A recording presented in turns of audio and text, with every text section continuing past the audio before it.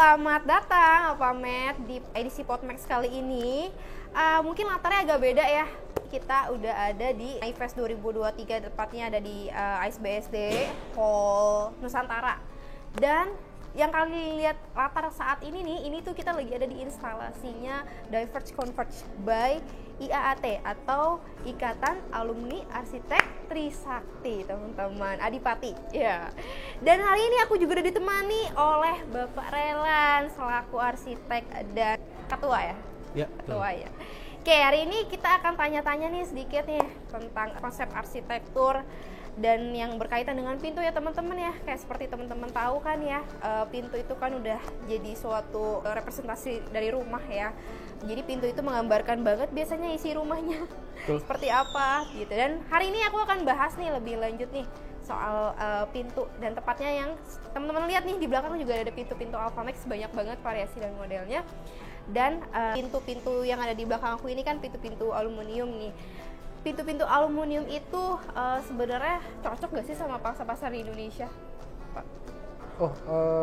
Rasanya sih kalau pintu aluminium itu akan pasti punya pasar ya, dan pasti diterima gitu. Apalagi kan mungkin kita tahu Indonesia ini adalah negara dengan iklim tropis ya. Jadi kita tuh lembab basah gitu. Jadi mungkin aluminium itu pasti menjadi material pintu alternatif yang durable gitu ya, dan juga pasti terjangkau. Jadi kita pasti melihat sebagai arsitek tentunya juga ya, kita melihatlah bahwa mendesain bangunan, mendesain elemennya itu pasti memperlihat faktor waktu, terus kemudian faktor maintenance. Jadi akhirnya itulah kenapa akhirnya kemudian pintu aluminium itu menjadi salah satu alternatif yang coba pasti kita tampilkan di dalam desain-desain bangunan arsitektur kita gitu. Apakah itu bangunan residensial, bangunan publik, komersial, rasanya aluminium pasti akan punya akan punya tempat lah, Mbak Olin, akan punya tempat. Iya betul sih ya, karena kan dari tadi kayak Bapak bilang kan segi ketahanannya ya. Iya betul. Tapi kalau Bapak nih bisa lihat nih pintu aluminium kan modelnya itu aja ya. Maksudnya kalau kita lihat, kalau aku sering lihat sih juga pintu aluminium kan monokromatik gitu ya, yang warna itu aja. Terus menurut pandangan Bapak gimana nih dengan hadirnya inovasi pintu yang warna-warni gini nih? Apalagi dicocokkan dengan desain kekinian ya, konsep rumah kekinian. Oke, jadi sebenarnya, nah ini mungkin kenapa mungkin akhirnya Alfamex ya, ini terus terang tentunya menjadi pilihan yang banyak nih buat kita arsitek, karena kan mungkin kita akan mendesain bangunan gitu ya dengan fungsi yang berbeda. Dengan rumah aja ya, misalnya katakan kita bicara rumah residensial, itu pasti punya range-nya banyak tuh, misalnya kayak ada residensial yang sifatnya emang mass housing, berupa cluster, terus kemudian kita juga punya rumah yang custom gitu ya, kita desain hanya untuk spesifik untuk satu klien gitu. Nah, dengan adanya pintu-pintu dari Alfamex ini, mungkin kalau misalnya kita lihat di sini, tentunya kita punya banyak kebebasan arsitektur gitu ya, kita untuk memilih, apalagi motifnya banyak, material, warna, tekstur juga itu cukup banyak ya alternatif dari Alfamex. Jadi kita bisa menyesuaikan tentunya dengan desain ya, dengan desain dan gaya arsitektur yang akan kita coba tampilkan. Nah, masing-masing itu, nah mungkin nanti dari pintu Alfamex ini ya kemudian akhirnya bisa kita coba pakai gitu, kurang lebih seperti itu sih. Tapi ini Pak, kalau boleh tahu tren yang 2023 ini buat konsep hunian gitu apa sih trennya? Sebenarnya kalau bicara tren tuh sebenarnya itu ini ya, apalagi sekarang tren itu semakin cepat gitu ya, apalagi dengan sosial media yang sangat cepat gitu ya. Maksudnya mungkin kalau dulu tuh mungkin apa yang ada di luar negeri sampai ke Indonesia tuh mungkin butuh waktu, tapi sekarang tuh semua real time. Jadi sebenarnya kalau saya sih ngelihatnya, saya terus terang nggak bisa bicara tren juga ya, tapi maksudnya bukan nggak bisa, tapi mungkin akan sangat variatif ya. Nah itulah kemudian kenapa akhirnya mungkin dari arsitek, dari kami gitu sebagai perancang itu juga akhirnya akan jauh lebih baik kalau misalnya kita emang punya banyak alternatif sih, Mbak. Jadi istilahnya kita bisa bahkan mungkin kita memfuse banyak gaya arsitektur ataupun langgam arsitektur, kemudian akhirnya itu bisa menjadi hal-hal yang sah aja sekarang. Dan kemudian tren itu bahkan mungkin kan selalu pertanyaannya kita ngikutin tren atau kita create tren gitu. Nah itu saya pikir itu ya tantangan arsitek dan tentunya juga tantangan bagi semua vendor ya untuk mengakomodir hal-hal tersebut. Betul, apalagi kan biasanya ya tadi sosmednya semakin berkembang, kok ngeliat rumah minimalis seru ya, tapi kan balik lagi ini budgetnya cukup nggak ya? Gitu, apalagi kalau misalkan pintu-pintu aluminium ini suka ada isu-isu, oh mahal gitu, padahal sebenarnya enggak juga ya. Semua kan bisa disesuaikan dengan budget anggarannya masing-masing gitu. Tadi kan Pak Relan udah jelasin ya, ada perbedaan dari residensial, komersial. Nah kalau dari fungsi pintunya itu sendiri Pak, perbedaannya apa tuh Pak kira-kira? Pasti masing-masing punya ini ya, punya kegunaannya masing-masing, dan juga terutama kalau saya bilang tadi itu faktor durability ya. Kenapa mungkin aluminium itu menjadi sesuatu yang arsitek itu pilih gitu ya. Misalnya terutama fungsi residensial gitu ya. Fungsi residensial, katakan pintu aluminium itu kita pengen dia memang supaya durable. Terus kemudian kita tahu daerahnya itu mungkin adalah daerah yang terekspos matahari langsung, ataupun kemudian juga misalnya masalah rayap, karena masalah rayap itu tentunya juga yang hal mungkin yang bisa aja tetap menjadi masalah gitu di Indonesia gitu. Nah jadi mungkin itulah kenapa kemudian akhirnya aluminium itu masuk. Terus kemudian kalau misalnya kita ngomong fungsi hospitality gitu ya, misalnya hotel gitu misalnya, ya mungkin kita karena emang itu adalah sesuatu yang daily itu dibuka tutup, terus kemudian dia juga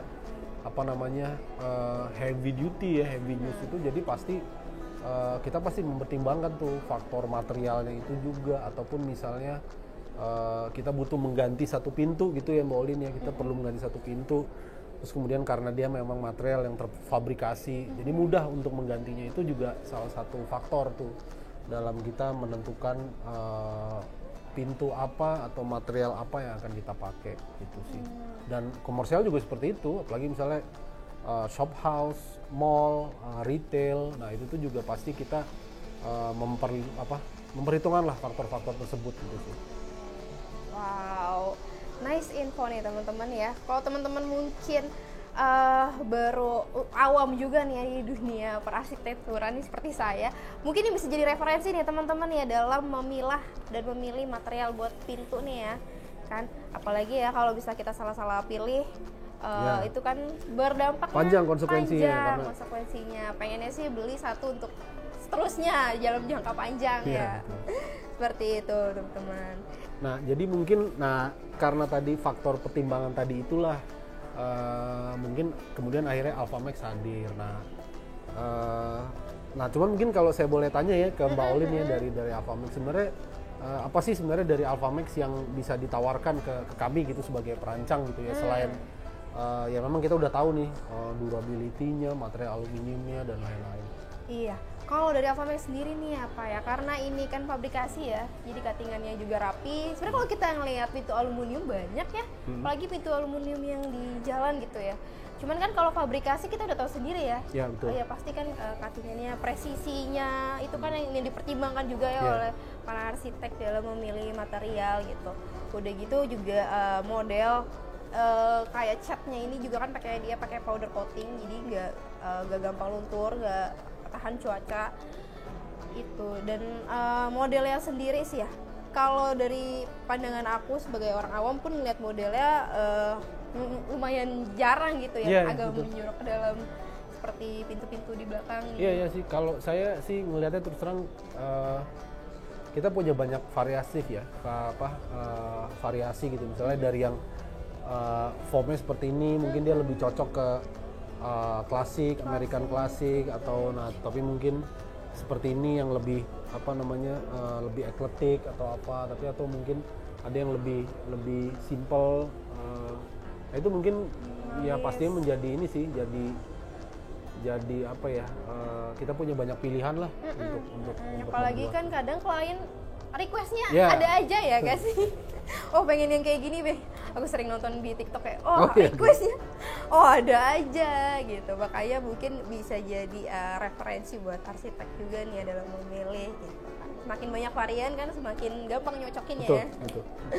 Gitu ya teman-teman ya, jangan kemana-mana dulu ya karena abis ini nih masih ada perbincangan menarik nih bersama salah satu narasumber lagi sebagai desainer in charge yang turut berpartisipasi dalam membangun instalasi ini ya, Diverge Converge. Dan setelah itu kita akan ngobrol banyak setelah pesan-pesan berikut.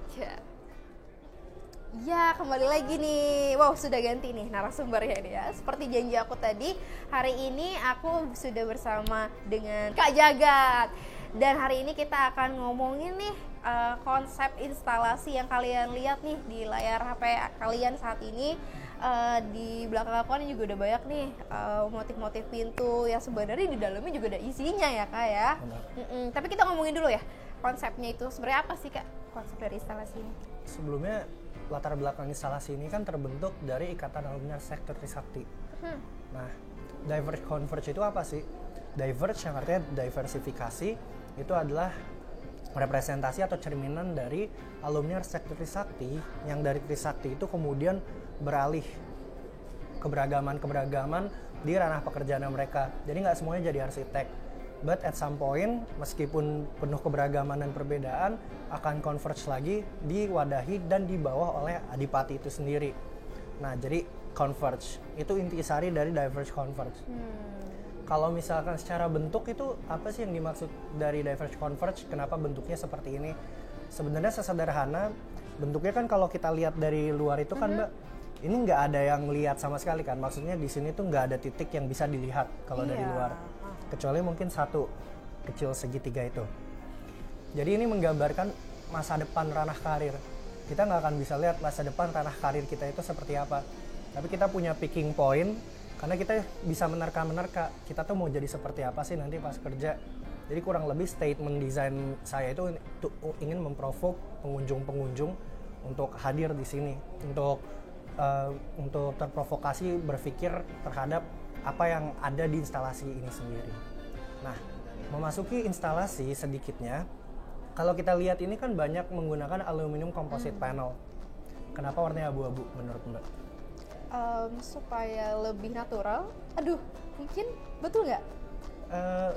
Betul tapi nggak juga sih. Kurang tepat gitu ya? Kurang Apa tepat. boleh spill aja nggak? Spill aja ya. Spill aja ya. Tapi dalam taraf skor tadi penilaian hampir betulnya udah 9,8. Oh gitu, wow. 9,8. Apa nih jawaban tepatnya nih? Jadi abu-abu itu kan sebenarnya grey. Di antara putih dan hitam itu kan monokrom, itu abu-abu kan. Jadi abu-abu ini menciptakan ketidakpastian gitu loh dalam masa depan. Dalam karir itu kita nggak bisa memastikan kita mau seperti apa, kita mau bagaimana, atau keberagaman yang tercipta itu apa saja. Jadi abu-abu itu merupakan representasi dari lingkungan desain itu sendiri. Nah, tapi kalau kita ngelihat ada banyak pintu-pintu warna-warni dari Alphamax di sekitar kita kan. Nah, jadi dalam ketidakpastian itu selalu ada berbagai macam dan berbagai warna karir yang tersimpan di dalam keabu-abuan itu. Nah, direpresentasikan oleh pintu-pintu ini sendiri. Iya ya, dapat poinnya juga sih. Iya sih, kalau ketika kita ngelihat pandangan ke depan ya, ke masa depan, kita kan nggak pernah tahu ujungnya seperti apa. Tapi kayak ini gambaran, ini menurut aku ya, gambaran sisi emotion yang kita rasain sih, yang mungkin kita nanti bisa nyerah, tiba-tiba nyerah, tiba-tiba capek, tapi tiba-tiba happy, tiba-tiba pindah ke karir berikutnya. But once you open up the path to the career, kayak ketika kita membuka pintu itu, pintu yang berbagai macam warna ini, nanti akan timbul kejelasan bahwa ternyata karir itu seperti ini. Nah, karir sepertinya itu akan direpresentasikan oleh panel-panel yang berisikan tentang alumni arsitektur Trisakti yang berkecimpung di ranah konstruksi itu sendiri. Jadi kalau misalkan Mbak, kita buka nih salah satu pintunya. Nah, jadi ketika kita buka, secara tidak langsung kita membuka representasi karir yang ada di Ikatan Alumni Arsitektur Trisakti. Ini salah satunya Mas Aryo dan Mbak Dita dari para Sauli Arsitektur. Dan ini beberapa contoh proyek-proyek yang ada. Jadi maksud dari pintu-pintu ini tuh secara metafora adalah kita membuka pintu karir. Nah, pintu karir siapa yang dibuka? Pintu karir dari Ikatan Arsitektur Alumni Trisakti. Nice filosofi. Bagus banget filosofinya sih ya. Pikiran ya. Wow. Tapi kenapa sih sebenarnya pilih dari si Alphamax? Karena kan ada banyak juga nggak sih pintu-pintu lain. Kalau dari kakak sendiri gimana pandangannya? Jadi selain dari model bentuknya yang bagus ya, kalau menurut saya pribadi Alphamax tuh ciri khasnya banyak, berbagai macam pilihan dan varian. Selain itu juga kami kan mau membuat suatu virtual world ya di dalam instalasi ini. Kalau di scan ini, ketika di scan kita masuk ke dunia virtual lewat kamera HP. Nah, nggak semua pintu produk aluminium itu bisa merepresentasikan dari dunia virtual tersebut. Berbeda dengan Alphamax yang di sana ada yang Grassland, ada virtual world future. Masing-masing pintu tepat sasaran dalam menggambarkan dunia itu sendiri. Yang kedua secara teknis ya Mbak, kalau nggak semua pintu aluminium tuh pas dibuka rasanya tuh pas. Ada pintu aluminium yang kurang baik, ketika dibuka tuh dia digeser bisa sampai Bangka Belitung gitu. Nggak, maksud ini bercanda doang. Oh, analoginya ya, Analogi aja, ini analogi aja maksud saya. Metafora. Iya, kalau misalkan pintu aluminium yang baik kan ketika digeser ada rasa beban kan yang menahan pintu itu. Tapi ada juga yang digeser seret sampai Kemang Pratama atau apa. Jadi ya salah satu hal yang menarik dari Alphamax itu sendiri adalah untuk harga yang bersaing, kualitasnya juga udah sangat oke. Jadi pas ngelihat oh ini Alphamax langsung cocok nih. Langsung cocok. Ya, langsung nemu titik poinnya ya. Titik poinnya, dan untungnya dari kami dan tim sendiri dari Mas Relan, kita sepakat bahwa kayaknya untuk pintu-pintu yang mau kita bawa di instalasi ini nggak ada lagi nih jenis-jenis pintu yang paling baik digunakan kecuali Alphamax. Wow. Kurang lebih. Iya sih, mungkin karena variasi model dan warnanya yang beragam ya, jadi masuk sama filosofi tadi. Masuk. Jadinya instalasi ini tuh sebagai kanvas, sedangkan pintu-pintunya itu sebagai lukisan yang ada di kanvas tersebut. Iya sih. Tapi ini kan, iya tadi kayak kita Mas Jagat juga udah bilang satu-satu pintu ini kan representasinya beda-beda. Itu berdasarkan apa pemilihan warna sama makna di dalam pintunya sendiri? Kalau terkait pemilihan warna, balik lagi ya, tidak ada spesifik terkait apa namanya, ini karir A, terus pintunya modelnya A, B, C, itu nggak ada. Tapi balik lagi, karir dan masa depan itu kan ngebuat kita berpikir kan. Bukti nyatanya adalah pertanyaan Mbak tadi. Mbak jadi berpikir apa korelasi dari pintu dan materi yang ada di dalam. Materialnya dalamnya apa? Di dalamnya, iya. Padahal pada akhirnya masa depan dan karir itu kita yang nyimpulin. Iya sih, kita yang menentukan sih, benar juga ya. Walaupun kayaknya orang bilang, ya kan berdasarkan ini, tapi sebenarnya keputusan ada di kita sendiri. Kita sendiri. Seperti Mbak sekarang mewawancara saya itu kan keputusan Mbak. Iya betul juga sih ya. Wow, jadi dapat insight banyak sih ya. Tapi nih ya, buat temen-temen nih mungkin kan belum bisa datang nih ke Naifest. Misalnya dia mau lihat lagi nih karyanya, gimana tuh Kak? Apa masih bisa lihat karyanya? Jadi untuk instalasi ini sendiri, Ikatan Alumni Arsitektur Trisakti itu bekerja sama dengan pihak kampus dan mahasiswa kampus. Setelah Naifest berakhir, instalasi ini akan dipindahkan ke beberapa spot di Arsitektur Trisakti. Jadi buat teman-teman yang mau ngecek produknya, baik produk pintu atau acep, itu bisa datang ke kampus sekalian main-main. Ke teman-teman ya, boleh diinfoin aja nggak tuh Kak? Kampusnya lokasinya di mana? Mungkin ada yang mau datang lihat langsung. Ya, kampusnya itu berlokasi di Jakarta Barat, letaknya di Grogol. Kalau yang lain tahu Mall Ciputra itu tepat di depannya. Dan sebelah Untar. Teman-teman tapi kalau orang awam mau datang bisa? Orang awam mau datang bisa banget. Karena kan pada dasarnya lingkungan kampus itu kan semi publik ya, Mbak. Harus ya. Jadi terbuka lah ya untuk publik ya, teman-teman kalau misalnya mau datang. Benar. Akan. Ya, teman-teman, sekian Podmax edisi Naifest kali ini. Aku pamit undur diri. Semoga podcast yang tadi kita udah bicarakan itu bermanfaat buat teman-teman yang lagi nyari-nyari referensi atau nyari-nyari pintu atau mau datang langsung lihat instalasi ini. Karyanya juga tadi udah diinfoin juga sama Kak Jagat bahwa masih ada di Universitas Trisakti ya kalau kalian mau lihat. Sekian itu aja, jangan lupa like, comment, subscribe ke channel ini supaya komen untuk ide-ide podcast berikutnya ya, supaya kita bisa bertemu lagi di podcast berikutnya. Oke, saya Caroline pamit undur diri, sampai ketemu di edisi podcast berikutnya. Dadah.